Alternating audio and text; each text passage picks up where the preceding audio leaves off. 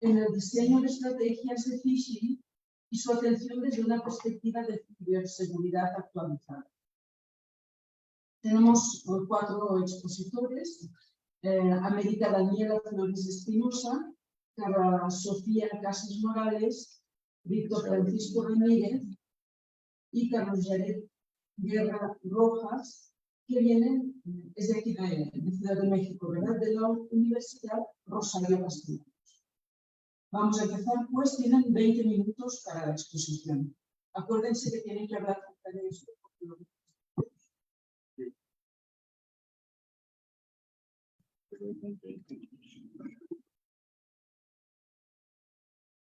¿Sabes? Un ejemplo.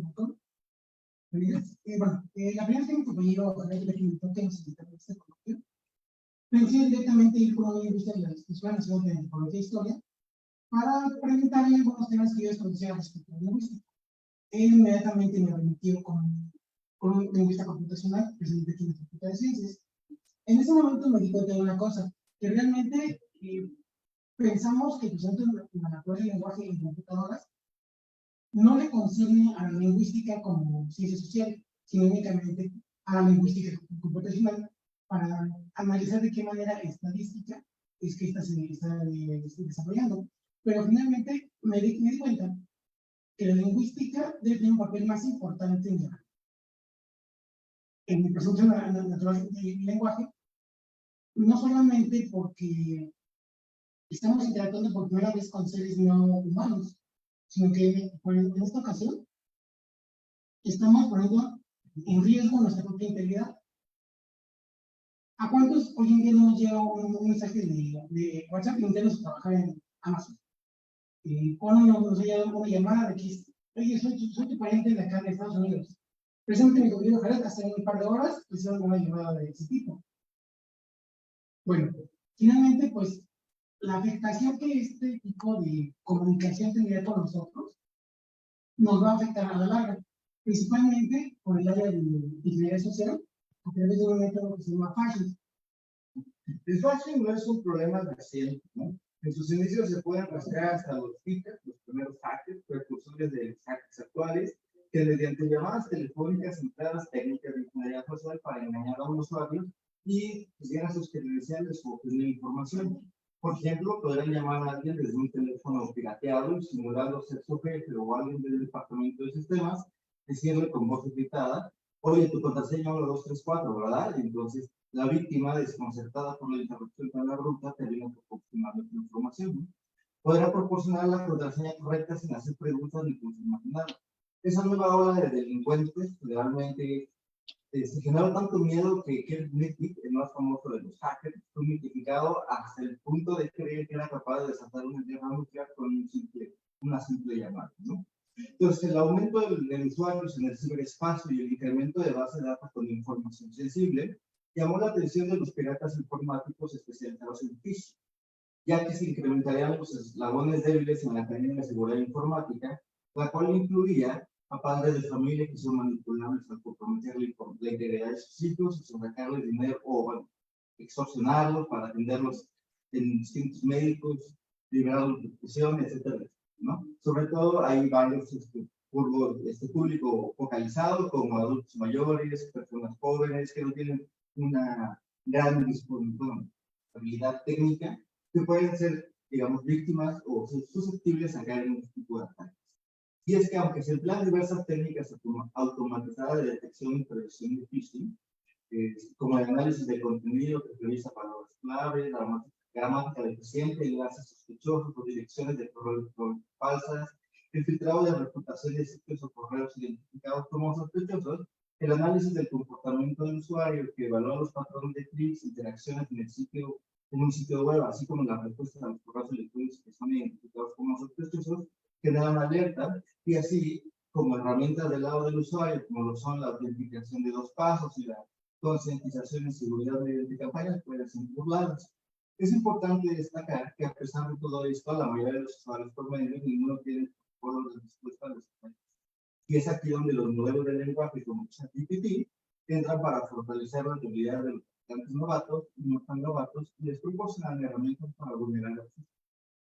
Y en principio, pues como ChatGPT es un modelo de lenguaje natural que puede responder como un humano, podemos hacerle preguntas de código que nos pueden ayudar a vulnerar redes inalámbricas, redes formales, ¿no? Sistemas de un firewall, etcétera, etcétera.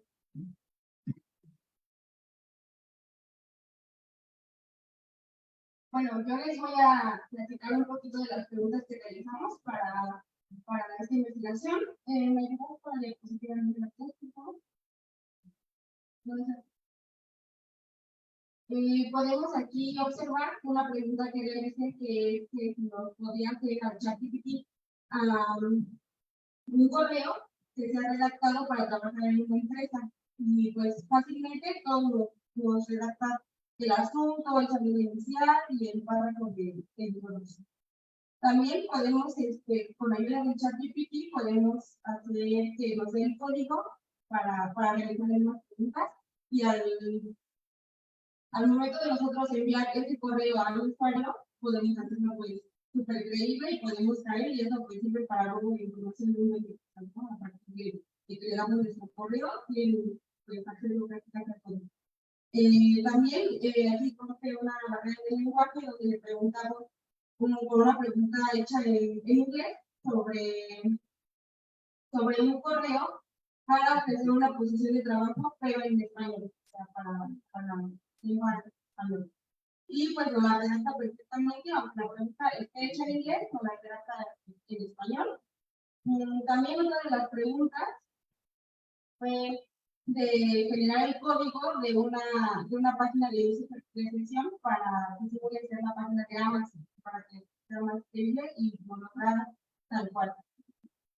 Esto nos permite recolectar credenciales y ahí tiene acceso a toda la información, como el correo, la contraseña, y pues poniendo esos campos, digamos, yo usuario me llega este correo y me cree que por la forma de cómo está redactada, con las fuentes, yo lleno con mis datos personales, que es el correo y la contraseña, y para eso es un buen de cosas de acceso que solamente tenemos nosotros personales.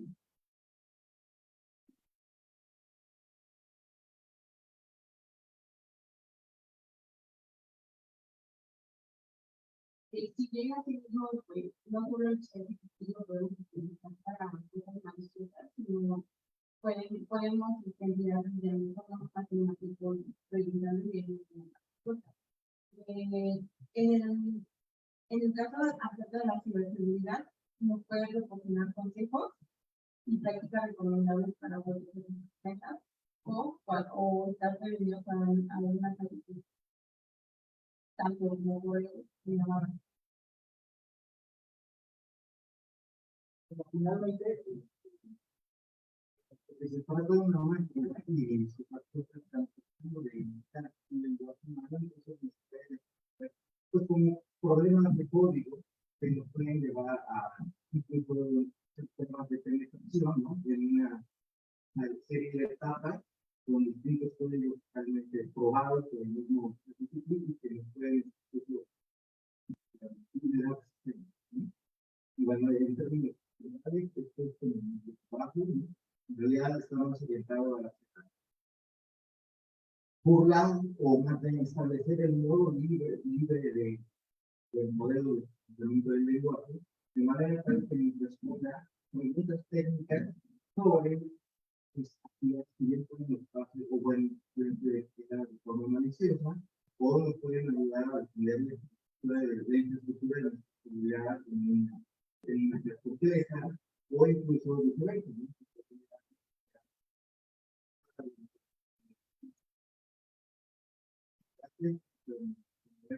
Pero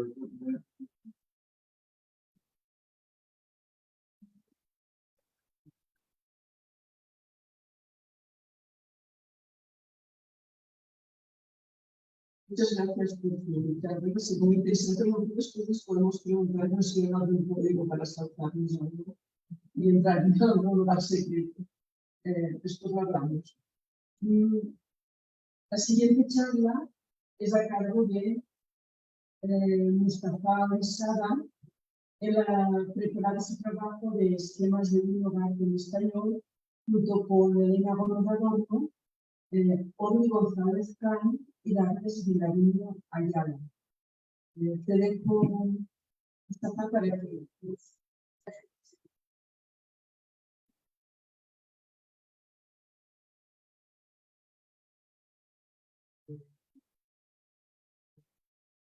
para que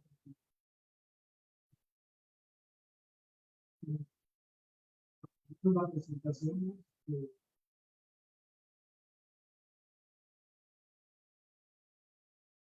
¿qué son los sistemas de número y de sentido común que intentan hoy en día la inteligencia artificial y los conjuntos de datos que hemos utilizado en este proyecto, el proceso de traducción, ejemplos que se realizaron sobre cómo fueron presentados en la traducción y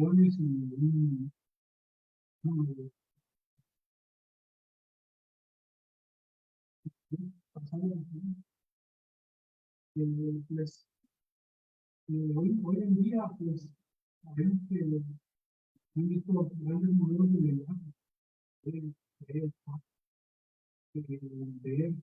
entonces han mostrado muy buen desempeño en tareas de procesamiento del lenguaje, que es muy bueno, pero a las personas que están entrenadas sobre estos datos, sobre los distintos parámetros, pues continúan fallando en comprensión de oraciones simples, de sentido común. ¿Qué me refiero con sentido común? El sentido común es el conocimiento del mundo que utilizamos para poder interactuar con la sociedad.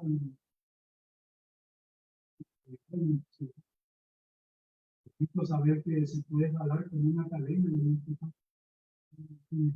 conocimiento del sentido común. Dijo la autora del Show afirma que hace una analogía sobre la materia oscura del lenguaje. Ella dice que el texto visible sería la materia normal y el sentido común sería la materia oscura. Por lo regular el sentido común no se encuentra en los cuerpos escritos físicamente. Es difícil identificar cuando habla de sentido común. Se realizó una prueba con ChatGPT. Entonces se le pregunta a ChatGPT uno de los temas del libro. Entonces se le pregunta a Ana le fue mejor que a su buena amiga Lucy en el examen porque ella había estudiado muy duro. ¿Quién había estudiado muy duro? Entonces, pues nosotros sabemos que la persona que fue mucho mejor en el examen estudió muy duro. Entonces, el ChatGPT, pues aquí la respuesta que nos da, pues yo esperaría que nos diera una respuesta simple, que nos dijera que fue Ana la que estudió muy duro. Entonces nos da un montón de texto y incluso nos dice que solamente hay un sustantivo femenino, y no es cierto, es Ana de Luz. Y la segunda pregunta es la misma oración, solamente se cambia la palabra mucho peor. ¿Cuál cambia la dirección en la que se resuelve el pronombre? Es decir, ahora la que había estudiado muy duro sería Lucy. Aquí se había una versión mucho peor que a su buena amiga Lucy en el examen, porque ella había estudiado muy duro. Entonces, pues, al irle mucho peor a Ana, se puede decir que la Lucy fue la que había estudiado muy duro. Y pues igual aquí el ChatGPT nos dice que Ana fue la única que había estudiado muy duro. Y entonces, pues, ¿qué cosas son los sistemas de Winograd? Son un marco de evaluación para la comprensión del lenguaje natural, que fueron creados humanos por un grupo de expertos lingüistas.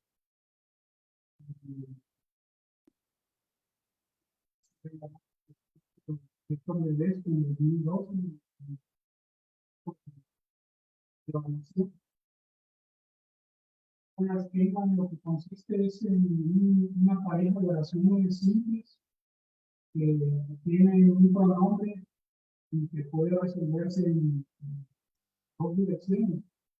Es decir, dependiendo de una palabra, el pronombre puede referirse a un sustantivo o a otro. Entonces, ¿cuál es el problema en este proyecto? Es que solamente se ha traducido este conjunto de pruebas al francés, al portugués, al mandarín. No se conocen traducciones al español. Entonces, pues, con el objetivo de democratizar el PNL y evaluar los modelos reales de lenguaje en español, pues surge la necesidad de traducir una línea. Aquí se muestra, pues, lo que es un esquema de línea, cómo fue la traducción que se tuvo.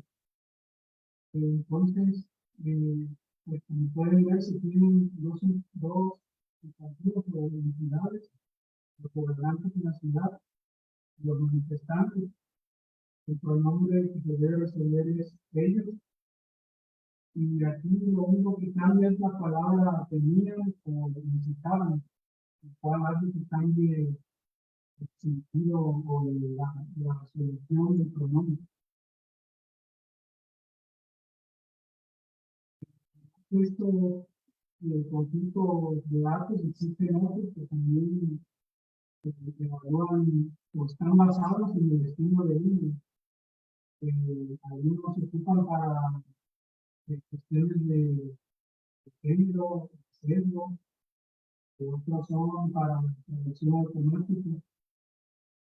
Y nosotros nos enfocamos en WSC, que fue el original, y en lo grande, que es una versión de WSC más complicada, que contiene 44.000 instancias.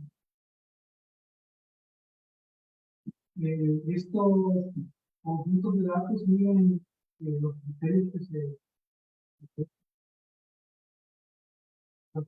se muestran aquí. Los autores afirman que cada oración debe ser fácil de desambiguar para el ser humano, al grado de ni siquiera notar la ambigüedad, cumpliendo con el tema 1 de Kahneman. Ya, Randy Kahneman, que es un psicólogo, que hizo este trabajo sobre también. Entonces, el sistema 1 de Kahneman significa que se tiene que resolver al grado de ni siquiera la ambigüedad de un texto, que no puede poder resolverse a través de estadísticas, técnicas estadísticas, de selección. Por ejemplo, el pronombre debe ser igual en género, en el mundo, es decir, en singular y plural, porque podría ser fácilmente resuelto si uno de los antecedentes es femenino y el otro masculino, y el pronombre es masculino, podría resolverse fácilmente. Entonces, ese tipo de cosas no se deben dar. Otra cosa que debe existir es que debe ser la prueba de Gödel. Quiere decir que el sustantivo y la palabra especial, el ejemplo anterior ya tenía en el citado, si aparece en doble con una concurrencia muy alta, por ejemplo, si se pone manifestantes o tenían, si aparece muy alto, entonces sería también muy fácil de resolver. Están muy correlacionados. Y otra de las restricciones es que debe existir un pronombre ambiguo y dos sustantivos, y que se puede poder resolver este pronombre dada esa palabra especial. Entonces, bueno, el conjunto de WSC consiste de 285 instancias. Estas son las características que se tienen, que se van a traducir también. Bueno, se tradujeron el texto, en la primera columna, el pronombre, en la segunda columna, y en la tercera, la ubicación del pronombre que se quiere resolver.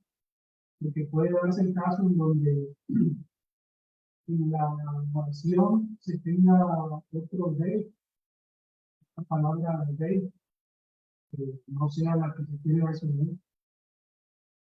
Se asigna una ubicación del pronombre que se quiere resolver.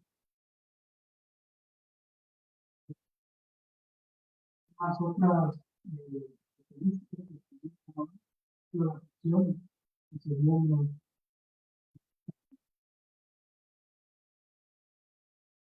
En el caso del niño grande, pues es un conjunto de datos más grande y tiene. Se me pasó decir que WSC solamente es para pruebas y solamente para evaluar los modelos. Y Dino Grande ya consta de conjunto de entrenamiento, validación y pruebas. Y también los autores en 2021 generaron un conjunto con datos en sesgo y generaron también es un algoritmo de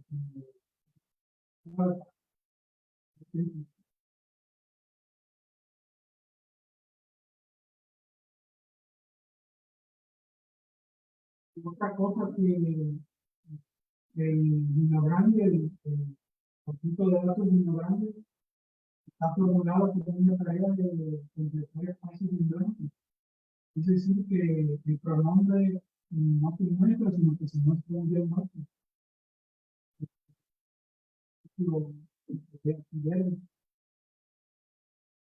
Serían no como voluntario para comer el menudo de Denis después de haber comido el suyo porque bien bajo, él despreciaba comer el intestino. Y se refiere el pronombre a Denis.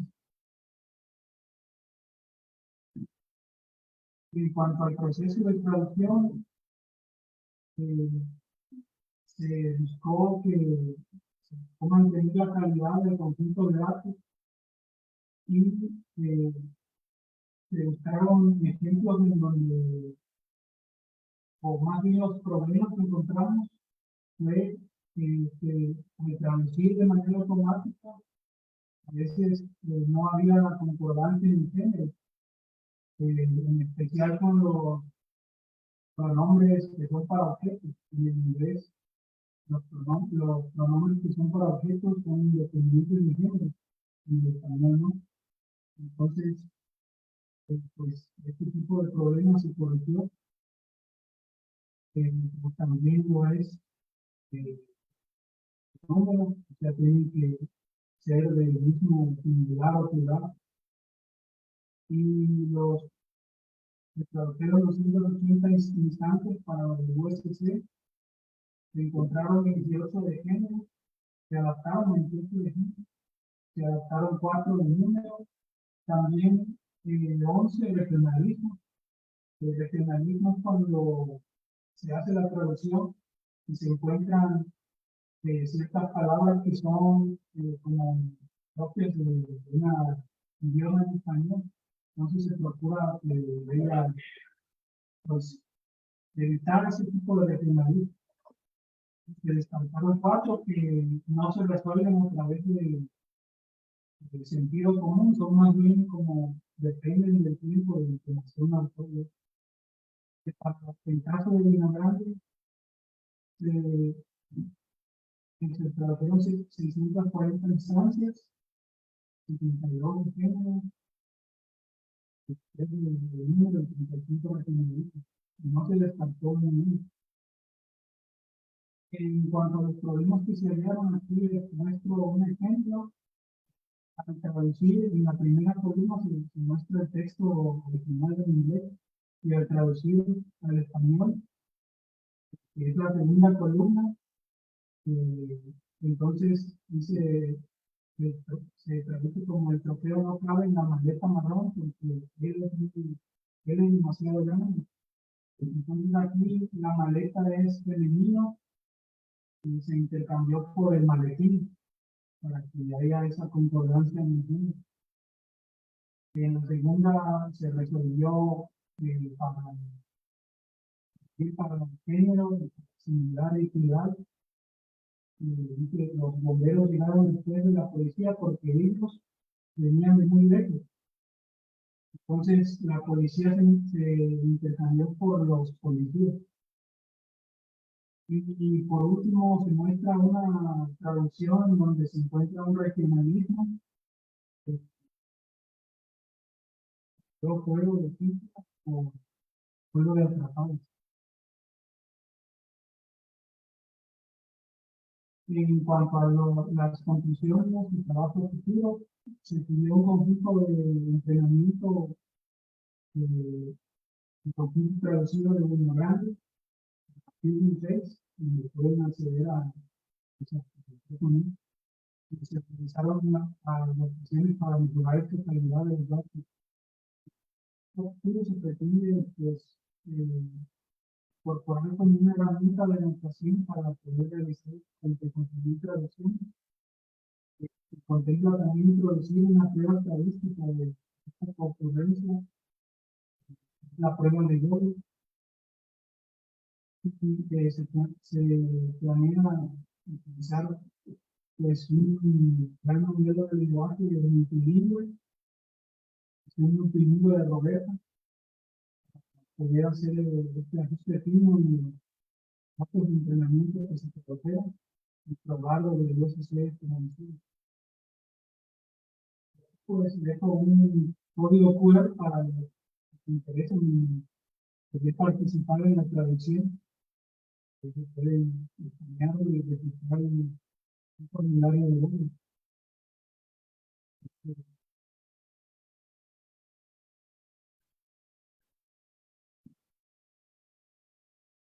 Bien, muchas gracias por las dos participaciones, por las dos ponencias que hemos tenido en esta última sesión.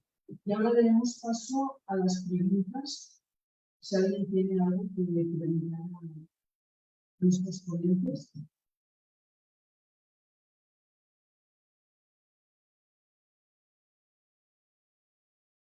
¿Sí?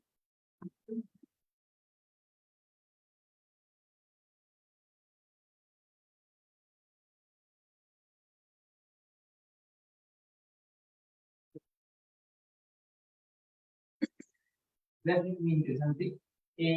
Una pregunta para ustedes. Dicen que utilizaban ChatGPT 3 y ChatGPT 4. ¿Les hicieron las mismas preguntas a los dos? ¿Hubo alguna diferencia? ¿Qué logran rescatar como desde que utilizaron estos modelos diferentes?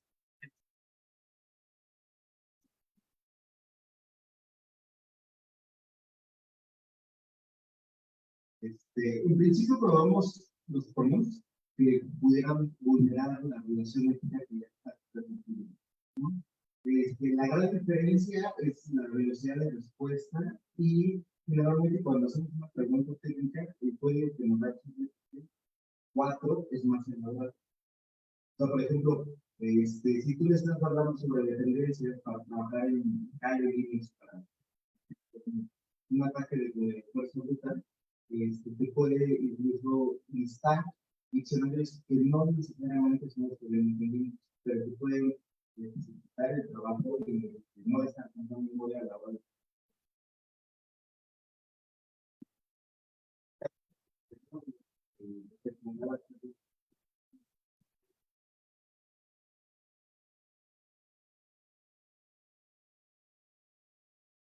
Si me permiten, yo es que no O sea, no sé mucho de esto, ¿no? Pero, es decir, ustedes han intentado y han preguntado a ChatGPT, por ejemplo, que ustedes quieren entrar en la NASA, supongo que no, es el ejemplo, ¿no? Y él les da consejos para hacer eso. Pero en cambio antes hemos dicho que listara, o yo el otro día que le pregunté qué canciones había en un álbum de Taylor Swift, y me dijo que no podía porque vulneraba la privacidad, ¿no? Entonces, ¿por qué una cosa tan simple que yo puedo averiguar yendo a Google no la puede hacer, pero luego te puede dar un código para entrar por de la NASA? ¿Qué es lo que pasa aquí? ¿Cómo lo hacen ustedes? ¿Qué protocolos tienen ChatGPT que ustedes han investigado? Bueno, aquí en este caso, creo que tenemos que entender que hay que saber engañar a ChatGPT.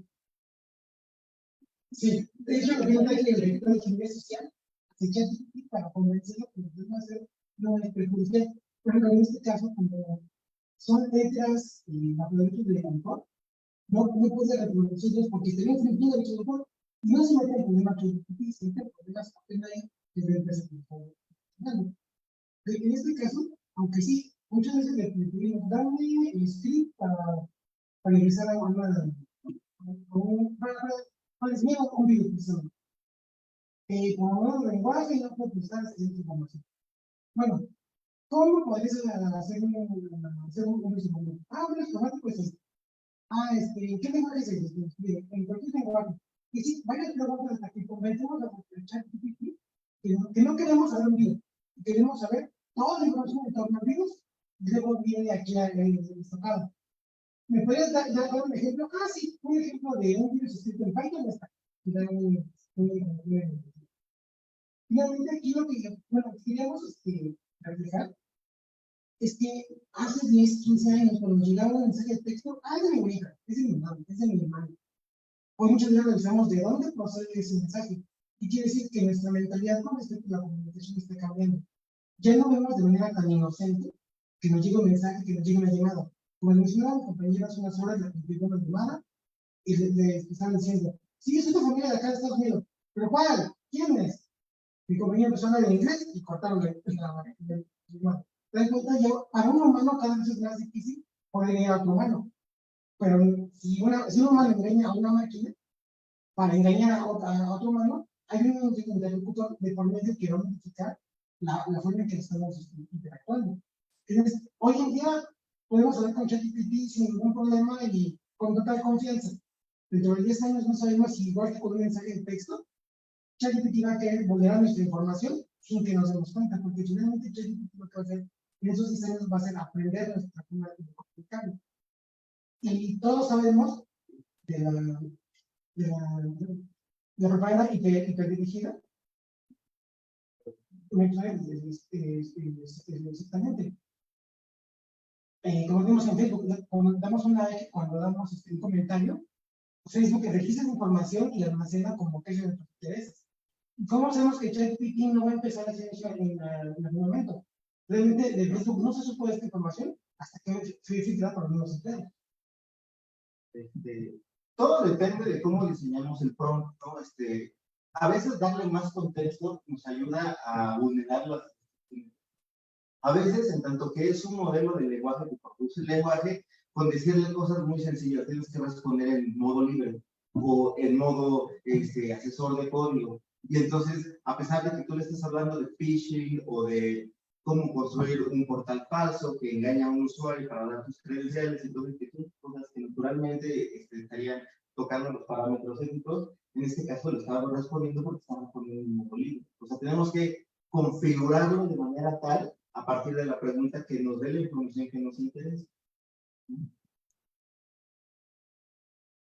¿Más preguntas?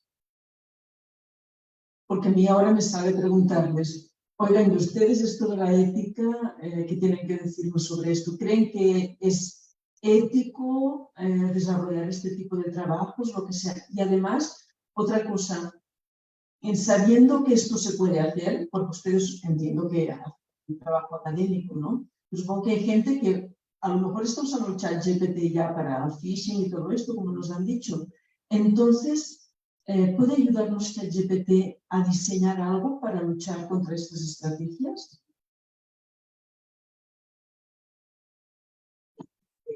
Sí, Machine Learning, y pues realmente, pues como les comentaba, el ChatGPT lo podemos utilizar para corregir o ver si vamos en buen camino, por ejemplo, para hacer un programa, ver si realmente está correcto como nosotros lo llevamos y pues ya nos va a arrojar, ¿sabes qué? Pues te equivocaste en tal renglón, hay que borrar esto.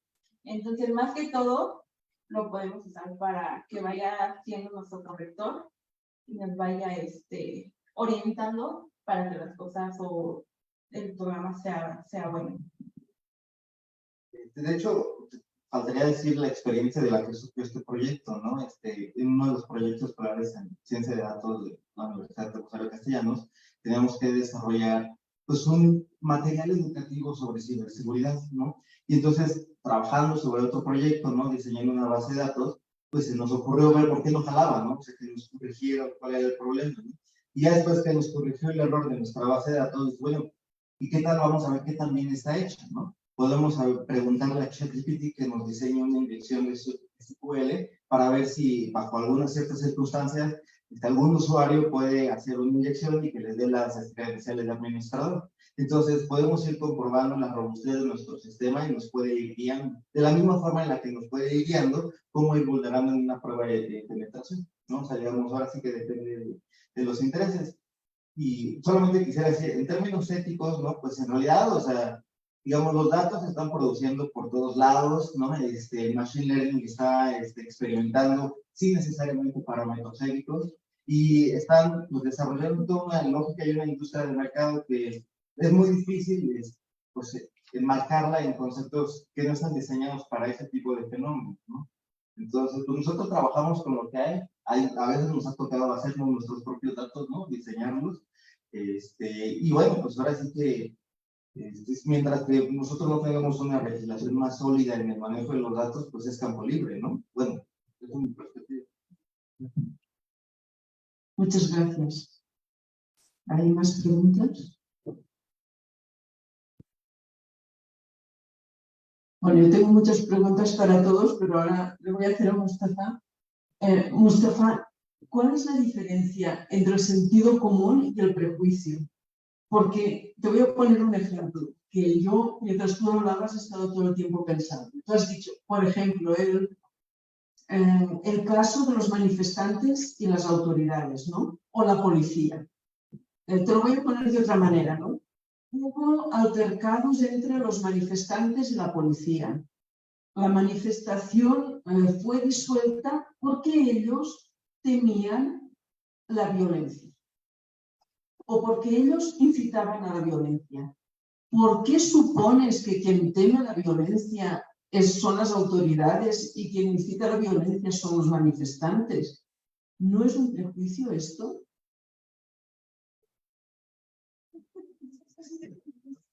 Pues, bueno, sí, yo pienso que pues sí tiene razón, podría como, o a lo mejor añadir como más contexto haciendo así y ya determinar si realmente son los manifestantes o gobernantes temían o incitaban a la violencia.